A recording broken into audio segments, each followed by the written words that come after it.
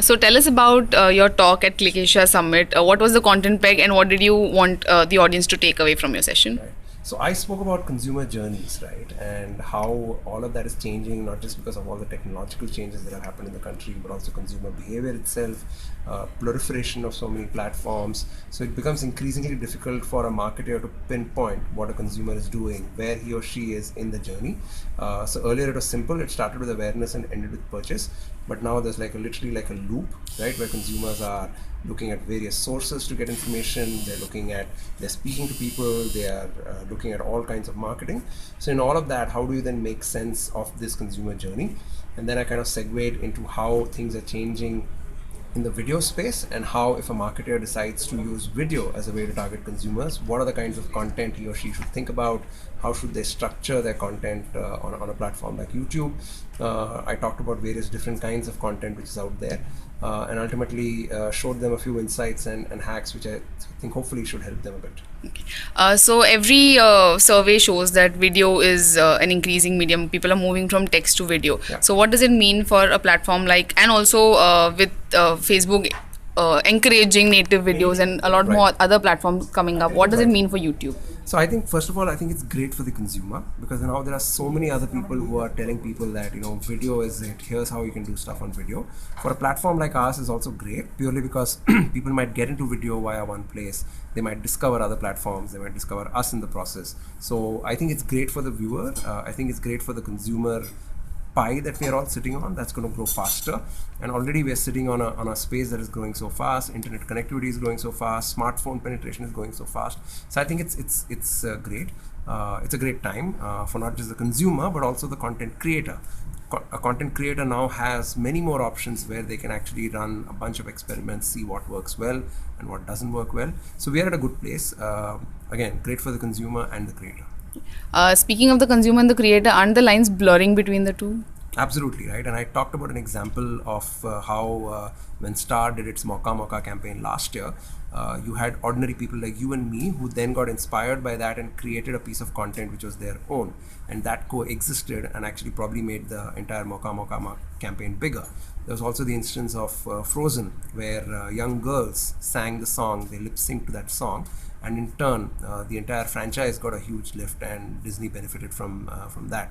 So when a brand puts out a piece of content out there, they should be aware that consumers will interpret it in different ways, they will want to be a part of it. So in a lot of ways you should let that content be available to the consumer to do what he or she wants to do with it, and in that process that consumer then becomes a creator. So there's a lot of debate and studies about the ideal duration for a video, going from a Vine to a YouTube short film. So what's your take on it? So I think as connectivity improves, as data, as bandwidth improves, we are seeing consumers consuming more and more. There is no holy grail that your video needs to be 3 minutes long or 5 minutes long. We are seeing a new trend called the web series, which are actually episodes, 30 to 40 minutes long, and people are consuming that with gusto. So we really see that if your content is good, then the duration doesn't matter. So there was this interesting fact about you talking about a very, very young age group who's consuming YouTube. So how is that information useful to brand marketers, and how they can use it? How can they use it? Absolutely, right. So I think we are trying to see how the young generation is reacting to all of these changes. But the even younger generation, these children, they are actually digital natives. They're literally born with a mobile phone in their hand. They're watching tablets. They're actually getting onto computers so fast. So this generation, which is now between 2 years to 6 years old, they're going to have a totally different mindset as far as content goes, as far as entertainment goes. So as a marketer, one, if you're obviously catering to that, you have to think about how to market to that group or their parents. But these people, when they grow up and then when they become the consuming classes and the contributing classes, they're going to be radically different than people like you and me, right? So you have to have your eye on the ground, you have to have your eye on this segment and see how they are interacting with technology, with content, with entertainment. Okay.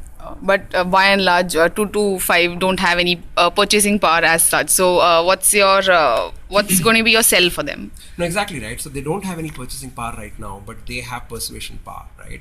So for example, my daughter, she watches YouTube. She also watches Disney on TV. She often comes to me at 6 in the evening and tells me that, hey, I want to watch that particular show on Disney right now. How do I tell her that it actually comes on at 8 p.m.? Because she wants it now. Because on platforms like YouTube, she gets what she wants on demand. So it's more about how this consumer is going to behave with technology and with entertainment, which will actually go about dictating how they will become consumers in the next few years. Okay. You gave a lot of statistics about there being 325 million internet subscriptions and 6 million phones being shipped. Is there a difference between the growth rate and the kind of content being created and consumed in India vis-a-vis the rest of the world? Is there a trend you see? Right. So India is probably in like the top 3 or 5 for anything to do with content or technology or the internet. I think the number of connections we are adding far exceeds any other place in the world other than China. The number of broadband connections that we are adding exceeds any other country in the world.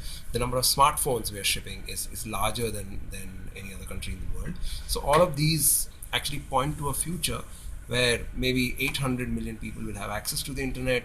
A lot of them will have access to rich internet, which is broadband. We have things on the anvil like Geo, and we have a bunch of things the government is doing. So all of that is going to accelerate all of this. Who will benefit? Again, the consumer and the content creator, and definitely the brand if they know how to go about reaping this dividend. Okay. So since the number of consumers and creators is only going to increase, and with the reduced attention span, what kind of advice would you like to give any kind of a creator who wants to tap into the YouTube market? Absolutely. Now's the time to get in. So if you have an idea, create a channel on YouTube, experiment with content. So if you're either good at something or you're passionate about something, create your channel, create your first video, learn from that, stand on the rooftops and shout about it, create your next video, make a promise or to your subscribers, become consistent in the short term and the long term. But if you get in now, you have literally the future which is waiting out there for you. And if you do well, you'll definitely be rewarded. Okay. We at Blog Adda, we encourage a lot of vloggers, and we are seeing a lot of shift from blogging to vlogging. Yes. How do you think your concept of hero hub and hygiene applies to these, and how can they use it for their benefit? No, absolutely right. So if you're a blogger who's just started vlogging, the thing to think about is what do you want to vlog about, right? So that becomes your hero content. So let's say you want to vlog about fashion. So you might decide to put out one video a month, which is really your hero series. And let's say you decide to say that, okay, let's say you decide to come up with a series which is what to buy in 1,000 rupees, right? And you keep doing 12 episodes of that through the year. You can also have hygiene content, which is now that you've bought something from using that 1,000 rupee, how do you style yourself better? Right? Or if something goes wrong with a particular product, how to fix it, right? So your hero is your big concept which you put out there. The hygiene is what you keep putting regularly on your hub, right? But more than that, now is the time, get in there, experiment. Now is the time for all you bloggers to think about becoming vloggers. Okay. Lastly, you've been at Win, and you've been associated with Blog Adda. So what is the one thing that you'd like to tell bloggers that are associated with Blog Adda? Yeah, no, I think, see, whether you're a blogger or whether you're getting into vlogging, expressing yourself is one of the best things you can do right now, because gone are the days when an ordinary consumer would only go to one source for information. They're now going to multiple sources. They're seeking advice from bloggers like you.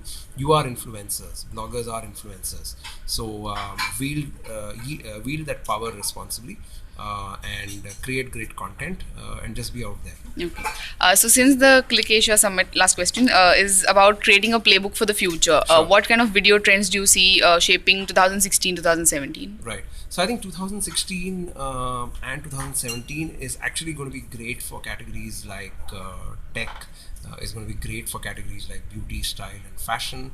It's also going to be great for categories like music, whether it's original music or whether you do cover videos. But for the blogger and vlogger variety, the class of 2015, right? So vlogging literally started in India in towards the end of 2014 and kind of blossomed in 2015. So that class is going to inspire more people in 2016, and we hope to see thousands of bloggers and vloggers out there by the end of the year, which then makes you a force to reckon with, right? Do well, be consistent, you'll have all kinds of good things happening to you, brands will reach out to you, and things like that. So just be at it. Thank you so much. Thank you.